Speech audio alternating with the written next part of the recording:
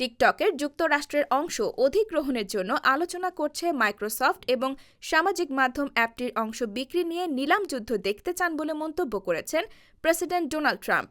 TikTok নিয়ে মার্কিন take জায়ান্টটি নিলামের প্রস্তুতি নিচ্ছে কিনা সাংবাদিকদের এমন প্রশ্নের জবাবে ট্রাম্প বলেন, হ্যাঁ। তিনি আরও বলেন, টিকটক কেনার বিষয়ে অনেকে আগ্রহ দেখিয়েছে বেশ কয়েকটি কোম্পানি। ট্রাম্প ও তার পূর্বসূরি জো বাইডেন উভয়ই কয়েক বছর ধরে জাতীয় নিরাপত্তাকে কারণ দেখিয়ে টিকটকের চীনা মূল কোম্পানি বাইটড্যান্সকে তাদের যুক্তরাষ্ট্রের কার্যক্রম বিক্রি করতে বাধ্য করার চেষ্টা করে আসছেন।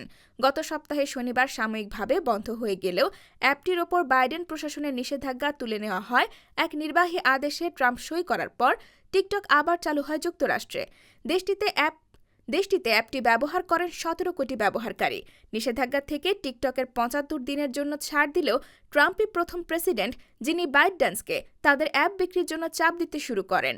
২০২০ সালের আগস্টে সম্ভাব্য ক্রেতা হিসেবে মাইক্রোসফটের সঙ্গে যোগাযোগ করে বাইটড্যান্স। ওই সময় টিকটককে অদ্ভুত জিনিস হিসেবে বর্ণনা করেছিলেন মাইক্রোসফটের প্রধান নির্বাহী।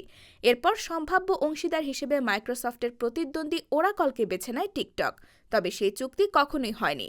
এর আগে ট্রাম্প বলেছেন, টিকটক কেনার বিষয়ে বেশ কয়েকটি কোম্পানির সঙ্গে আলোচনা করছেন তিনি। পাশাপাশি আগামী ৩০ দিনের মধ্যে অ্যাপটির ভবিষ্যতের বিষয়ে সিদ্ধান্ত নেওয়ার আশা প্রকাশ করেছেন ট্রাম্প।